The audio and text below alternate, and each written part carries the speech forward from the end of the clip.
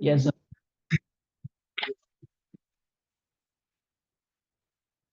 And last but not least, our own High Wycombe are 60 years old this weekend. Hence, we haven't got one member from High Wycombe because they're busy celebrating today and tomorrow as well. So absolutely delighted to be in that year. So I'm really feeling very, very privileged about this. Right, you've all got the agenda in front of you. I won't take out any more time. I'd like to invite Angie, who is the wonderful host of this amazing, amazing space here. So, Angie.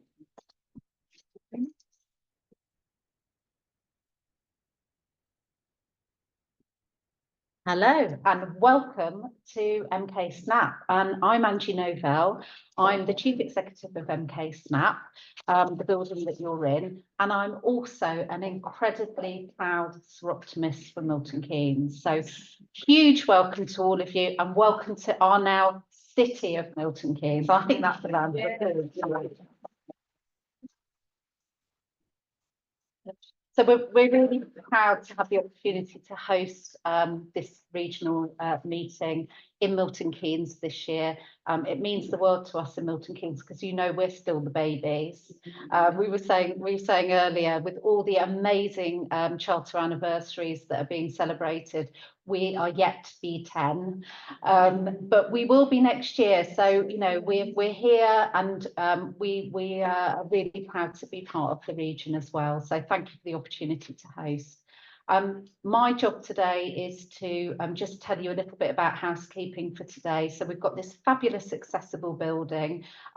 Toilets are just down the corridor, so we've got one just off the corridor to the side there, and also there's a separate side corridor with more toilets in, so plenty of loos. We're not expecting a fire today, but if we did have an alarm, please leave following the green fire exit sign through the main exit there. We've also got a side exit with another green sign, and our assembly point is in the car park. With the Milton Keynes weather, we're not expecting to be meeting in the car park today, so fingers crossed that doesn't happen. Not part of the plan. We hope that you will enjoy today and that you will enjoy the lunch, etc. I would just like to say a little bit about the charity, if I may. So SNAP is a charity that was established in 1992. It was born out of the love of a small group of parents who in 1992 in Milton Keynes said, actually, there's really nothing for our children when they leave special school. And it is quite shocking to me to think that in 92, we still didn't have facilities like we have today here at SNAP. And that small group of parents set up what in those days was in an industrial unit with a leaky roof and a Calagas heater. And they created SNAP then to provide opportunities for education and work training for young adults with learning disabilities. That was in 92. In 2008, this building was created because by that time the charity had grown quite significantly and the numbers were increasing, and there were around about 40 people attending SNAP. And this building was an absolute triumph of collaboration. And, you know, we talk a lot as Soroptimists about collaboration. The community came together and they raised £2.5 million to buy the land and to build the building. And that was done with the support of our local community foundation. So again, an absolute triumph of the community coming together for the benefit of our disabled community. Today, we have 150 adults attend this centre every single week. So about 65 adults a day, and their disabilities range between being profoundly disabled through learning disabilities and physical disabilities to some people you'd meet and you would wonder what their disability was, because of course what we do know is that today we're much more conscious about people having hidden disabilities. In 2020, the charity received the Queen's Award for Voluntary Service, which was a massive nod to the love of that group of parents that started the charity in '92, but also to how much we value our volunteers and how much we have valued our volunteers over the last 30+ years. We couldn't do what we do without our volunteers. So again, it chimes really well with everything that we do in terms of being volunteers as part of our Soroptimist movement as well.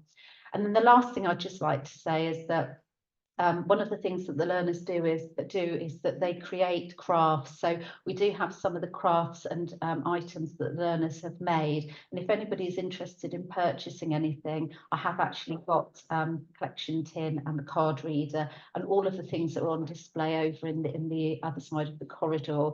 Everything that is purchased will go towards helping and supporting us do more of the same as a not-for-profit organisation. So a huge thank you for being here today. From a SNAP point of view, what we'd like people to do is tell people about us, because otherwise we're just a hidden gem in Milton Keynes. So if you know somebody that has a learning disability, then please remember to think of SNAP. And so finally for me, as well as being a proud Soroptimist and Chief Executive of SNAP, I've also got the great honour of shortly introducing Kurshida Mirza, who is our fabulous High Sheriff of Buckinghamshire. But first, we're going to have the vision and mission for Soroptimist International read by one of our fabulous Milton Keynes Soroptimists, Nunes. Thank you.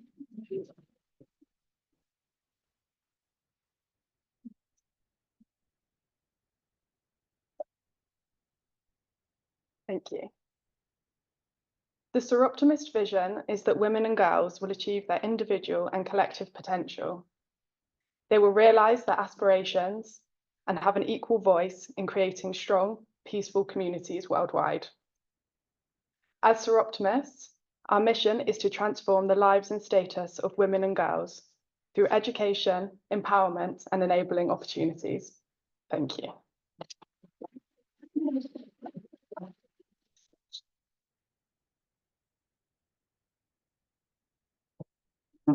Just fiddling with the technology, sorry.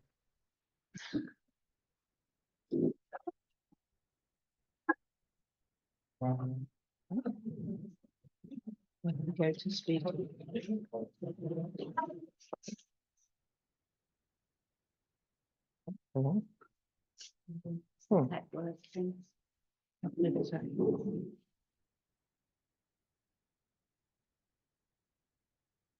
I wanted to go to speaker view, but don't think it's working. We'll stay like that. Okay, and now I've got the great pleasure of introducing our fabulous High Sheriff of Buckinghamshire, Kurshida, who we're really, really privileged to have here today. Kurshida's themes for her year include peace, harmony and humanity. And when we were talking about who we would have here to represent Milton Keynes and to talk about her incredible journey, actually as a really inspirational person, we could think of no better keynote speaker than Kurshida. So Kurshida, thank you. We're really, really happy to have you here, and I'm going to hand over to you now to say a few words. Thank you.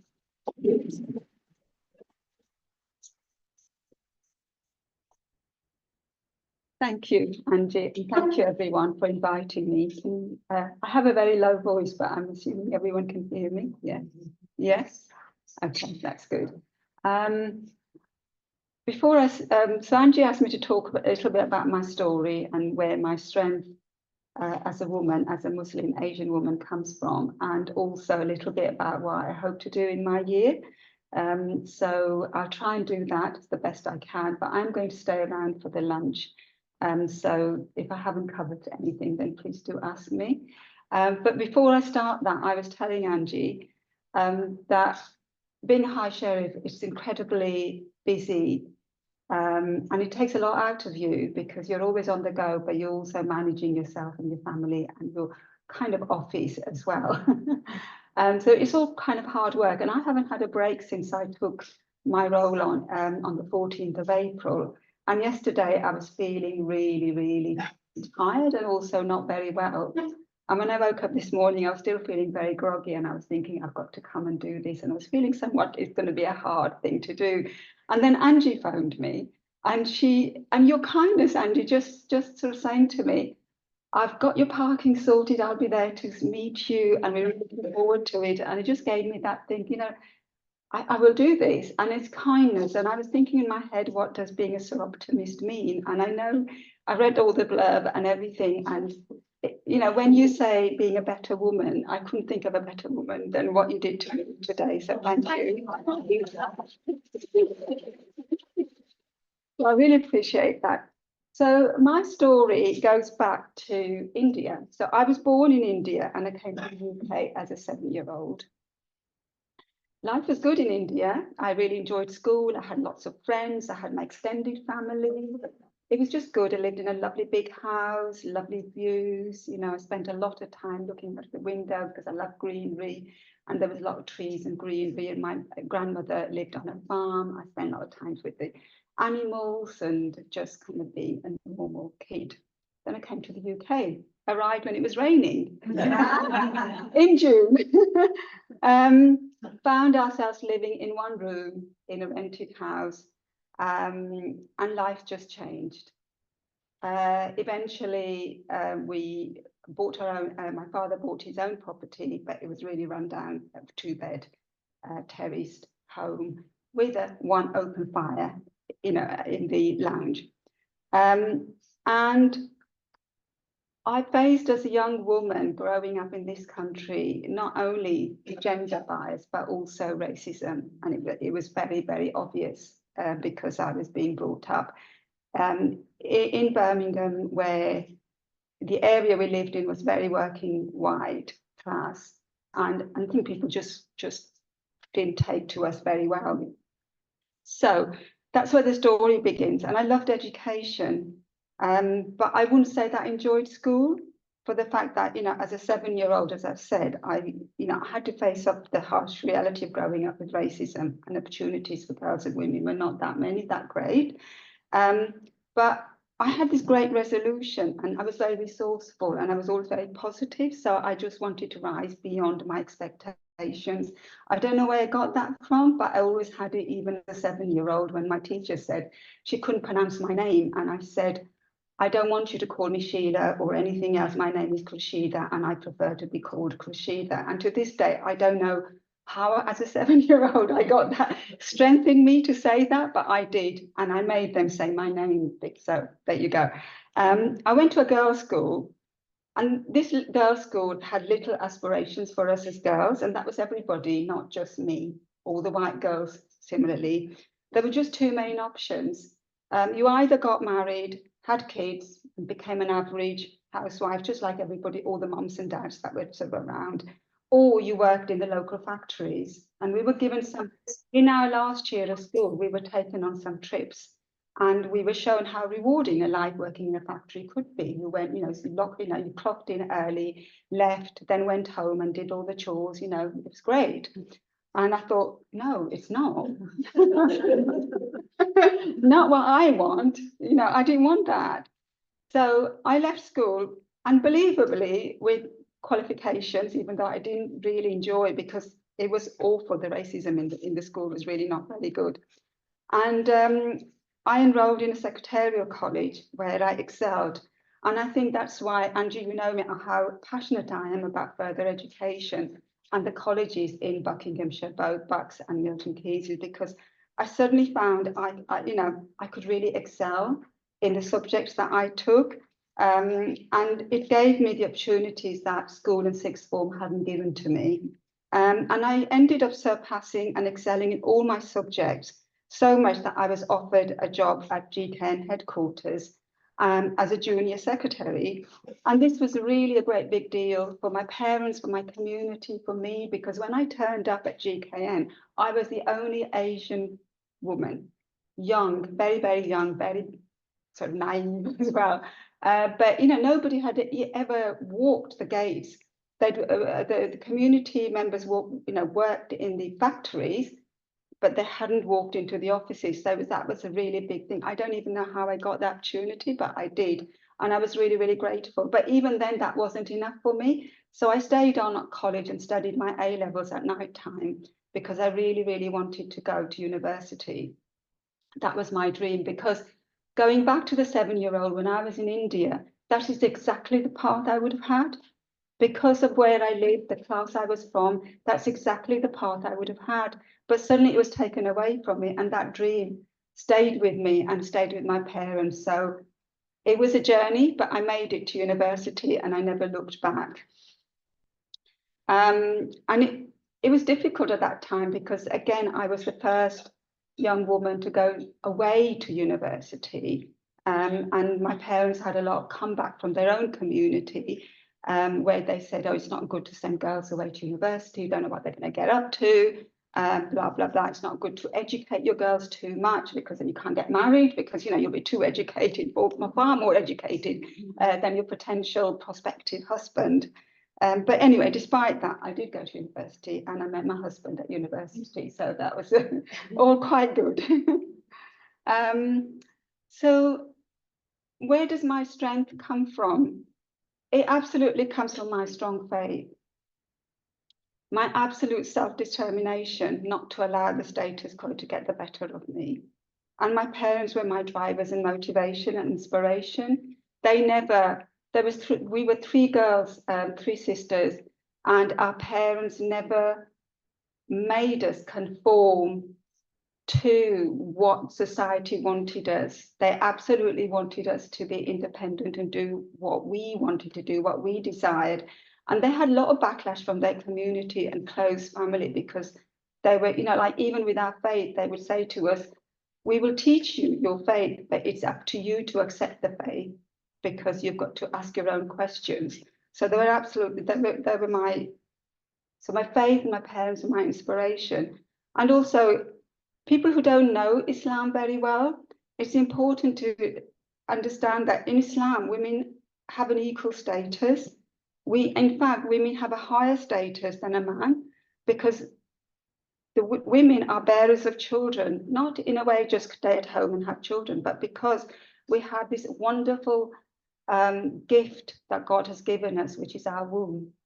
And our womb is the Arabic name for the womb is comes from the word mercy.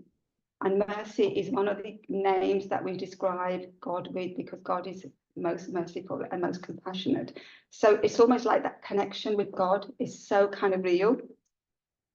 And our prophet, peace be upon him, in his last sermon and continuously raised the status of women. And he said that while men have rights over you, we as women have rights over men. So it's an equal relationship. So I feel like as a woman, we are gifted with special strength. We have patience, we have endurance, we have resilience, we have relentless energy and bravery. And I think it's important to recognize that as women, we are different to men. And for me, in terms of thinking about feminism, I don't want to become like a man. So I worked in the civil service. I didn't want to wear the blue or black suit and act aggressive and charge around, you know, in and out of meetings. I want to be me. Me is being soft, gentle, kind. Me is being patient. I've got lots of other qualities to lead a team. I don't need to be just like a man. So that for me has been a really big battle, that you have to accept me for what I am, not for what you want me to be. And I think you all probably recognize that that's a really difficult fight to have when the world is saying to you that you have to be a particular kind of mold. And also in my faith, we have many, many examples of really strong women. And because my faith is so important to me, so Lady Khadija, who was the first wife of the Prophet, peace be upon him, you know, she was a widow, a divorcee, and a businesswoman, but she was also a wife and a mother. And she was the Prophet's employer. So he worked for her and she proposed to him because she liked him and she liked the work that he did and he was of a good character. So she sent a proposal to him, although she was 20 years older than him and she had been married twice and she had children of her own from her previous marriage. So, you know, there are already examples to say, we don't have to be this, going back to when I was at school, go to school, get married and stay at home and cook and clean.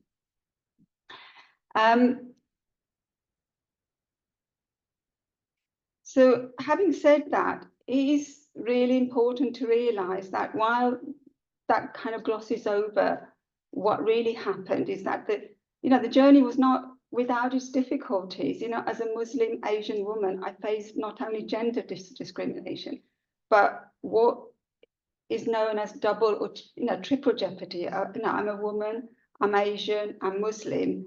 So at school, I was subjected to harassment and abuse from my peers and teachers. You know, I was never seen as clever. I was told I could not do my diploma because English was not my first language. Yet my English was probably as better than anybody else's in most of my class.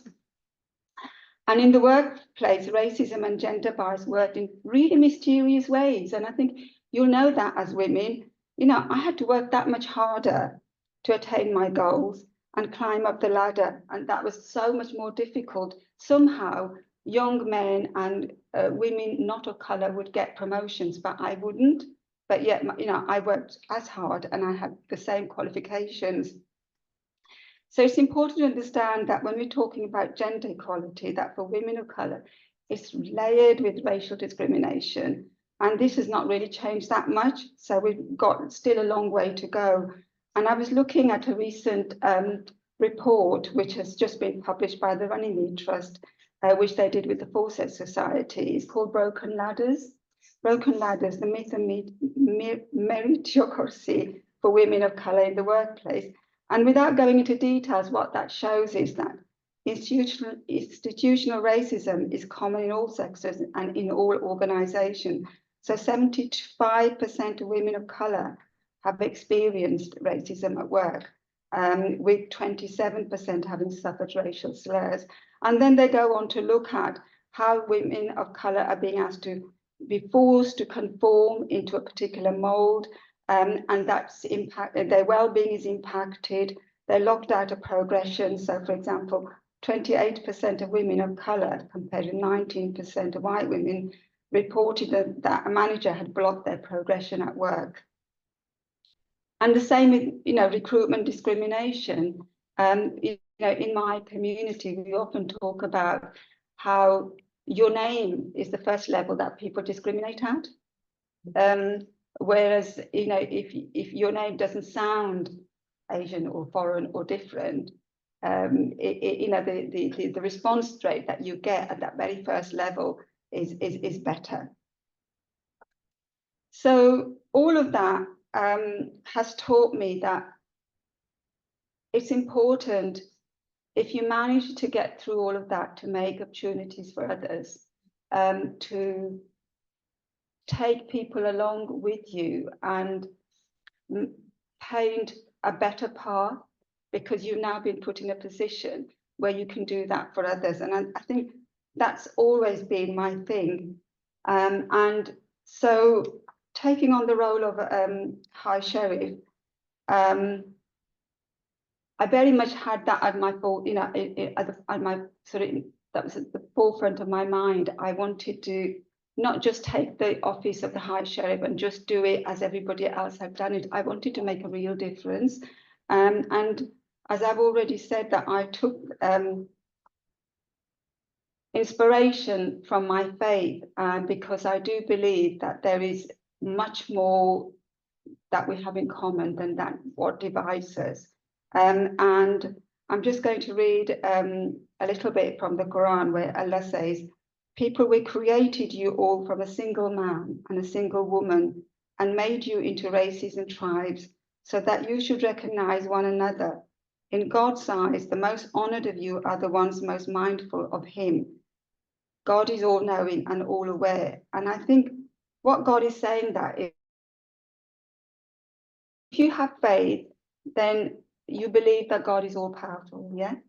And if God is all powerful, then he could have made us all the same, but he didn't. He made us different, and he made us different for a reason. He made us different so that it's our test in life to be able to learn and understand and live with each other and coexist with each other. So I take that as an inspiration. And so when I say we have far more in common than that which divides us, that's what that means to me, is that we all have something in us that, you know, connects us. And that has been my approach in my year and the work that I do in Milton Keynes. So what I want to do is I want to create opportunities to further inclusivity. I want to open dialogue between communities, especially between the Muslim and the wider communities of Buckinghamshire. I want to prioritise interventions and activities and visits to charities and organisations which focus on work with the diverse communities to tackle social exclusion and strengthen communities and create partnerships, because I think that's key. I particularly want to open conversation on school exclusions and their relationship to crime and criminal behaviour, because I do believe that if you know, people are not born thinking they are going to have a career in criminality. Things happen to people. And when you, as I have been now visiting schools, I've been, you know, I've spent time with the police, I've been to prison. You know, a lot of those, I was in Woodhill prison, and I was speaking to 15 inmates, and all those 15 inmates were in their 20s. Some of them couldn't even read or write. And I could tell that some of them were on the spectrum and they had learning disability, but it hadn't been recognised. They're still in their 20s, and Woodhill is a high security prison.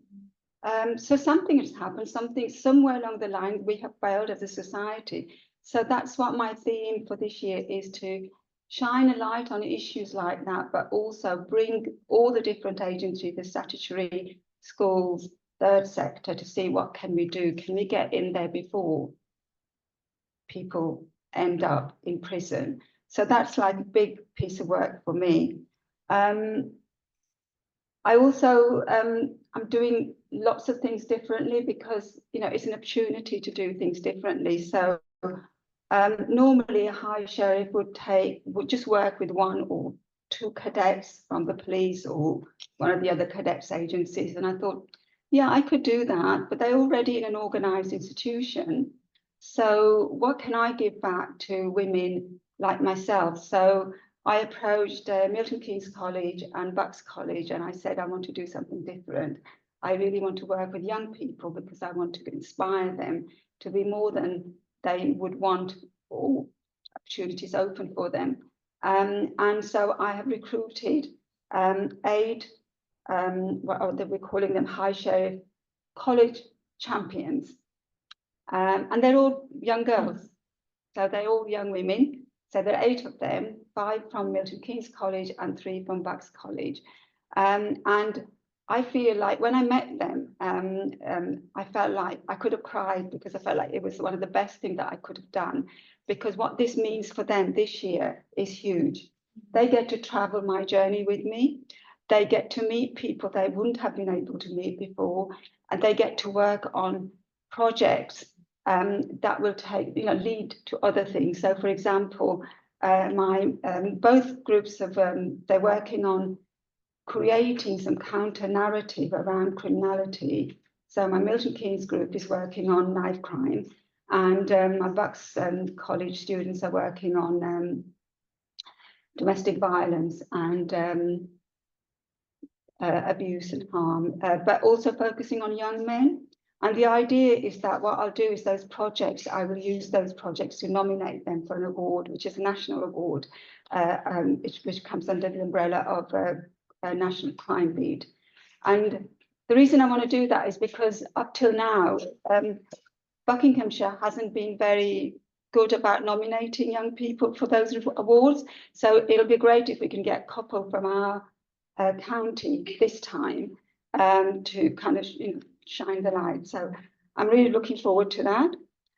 Also, I could have taken one chaplain. Most high sheriffs have a chaplain, because when you're visiting all these places like prisons, you know, your brain's just kind of, yeah, it's hard mentally sometimes to accept and deal with what you're seeing. But I decided that it's a great opportunity to connect communities. So I've taken a chaplain from the 7 main faiths.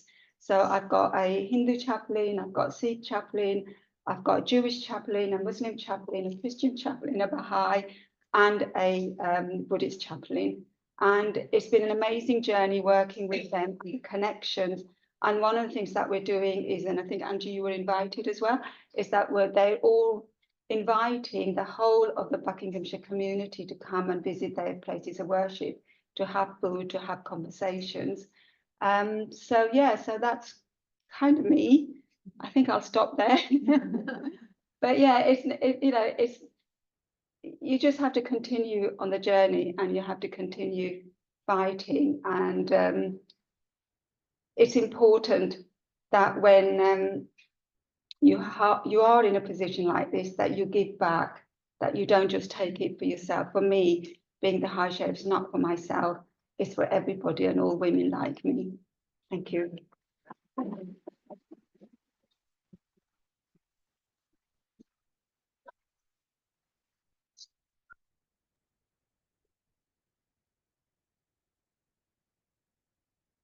Kurshida, we would like to say, and first of all, I'm just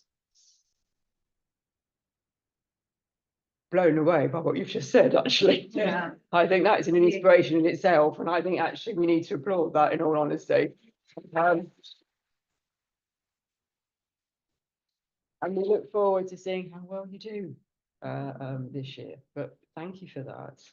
And as a little thank you, I have to say that MK Snap and the learners have made you a little living plant.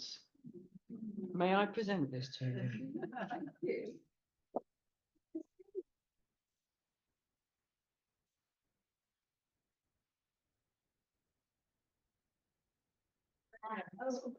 Oh, sorry. Yes, both. Oh.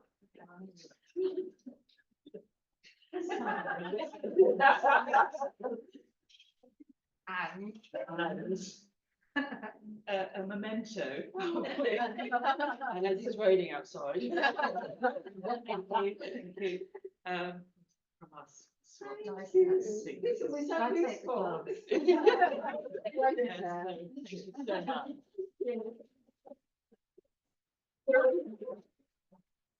You must know that I love clowns. We knew. When I'm not busy, I do also have an allotment.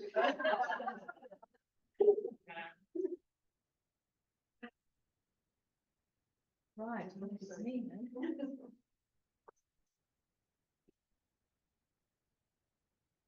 Yeah, and also